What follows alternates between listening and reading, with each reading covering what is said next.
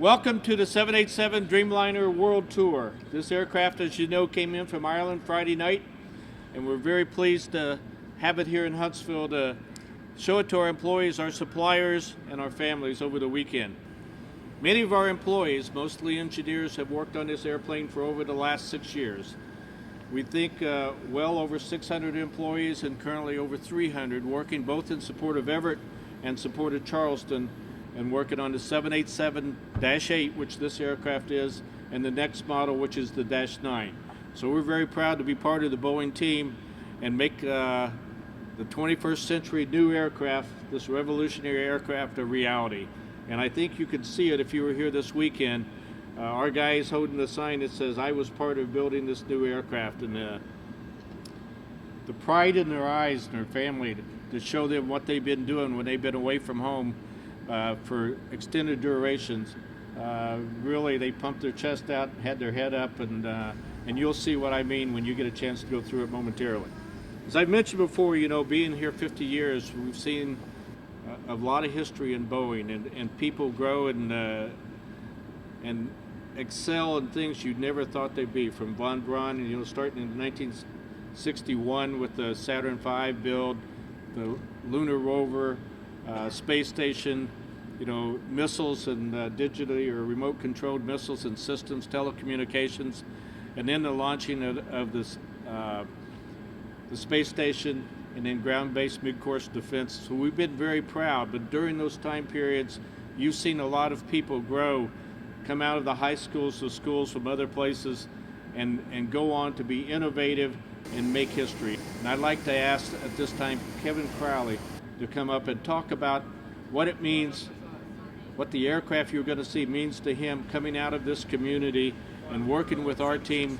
About 3.5 years ago, I got a call and they said, "We want you to come and work on the 787. And obviously at that time, everybody knows we were having some pretty significant problems in a number of different areas, and one of those was the electrical power system for this airplane. And this airplane is revolutionary in a lot of different ways that you don't see. It looks different, obviously, but the internals are very, very different. Along with the composite structure, we have what we call a more electric architecture. The load management structure is very complex comparatively, and what we found, my first job was to go to Rockford, Illinois, and work with our supplier there, who were arguably the best power system developers in the country, frankly in the world. And they didn't have the right skills to attack this big problem. Frankly, our team back in Seattle had not attacked these big system integration types of problems. As soon as I got there and looked around and got my bearings, I realized I needed to make calls down to Huntsville and get Huntsville people to come up and help some of those key people that I knew could do big system integration. So I got a lot of help from Tony Jones and from Greg Heislip and his different program managers. Lots of gracious help, and within about a month I had 150 Boeing engineers on site, and we worked 4 months and turned that system around. And after 4 months, Mike Carricker and the other couple of chief pilots came in, and we had basically we have a lab up there that has the guts of this airplane, and you can actually fly the airplane in simulations with real hardware there, and it's a fantastic lab. And they had come several times and tested the power system, and it was a failure.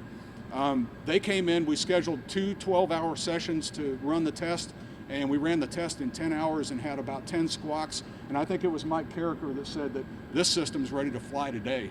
And I'm telling you, it was the guys from Huntsville that came in and helped us save the day on that. I then moved up to Seattle and took on the entire systems team, and I just kept that conduit open because we had other big system integration types of problems to work. And I've had gracious help from the Huntsville guys. They're awesome. Other side of the fence, the structures guys, that structures nucleus from the space station days, they continued to stay along, and they eventually were turned into our advanced, I'm sorry, Dan, our Huntsville Design Center, and essentially that is a center of excellence for us for hardware design and hardware systems analysis. Both of these are jewels in the Boeing crown, as you will, and we rely on them pretty heavily. If you look at this plane, this craft, what are we really looking at? We're looking at the highest form of aerospace capabilities the world has ever seen. And we played a part in that. 600 to 800 engineers over a good number of years helped to produce the know-how, the intellectual capability, the technological advances that allow that fuselage to be what it is. We in Huntsville did that, but we did it because of what happened in the 1950s and 1960s. So I'd encourage us always to be mindful and thankful for those who have worked so hard before us. We are proud to have been a part of this with 600 employees working for 6 years, and I'd be remiss if I didn't say that those 600 employees probably had about a 20% cost differential than the employees from out on the East Coast and the West Coast, because our cost of living is a little bit less.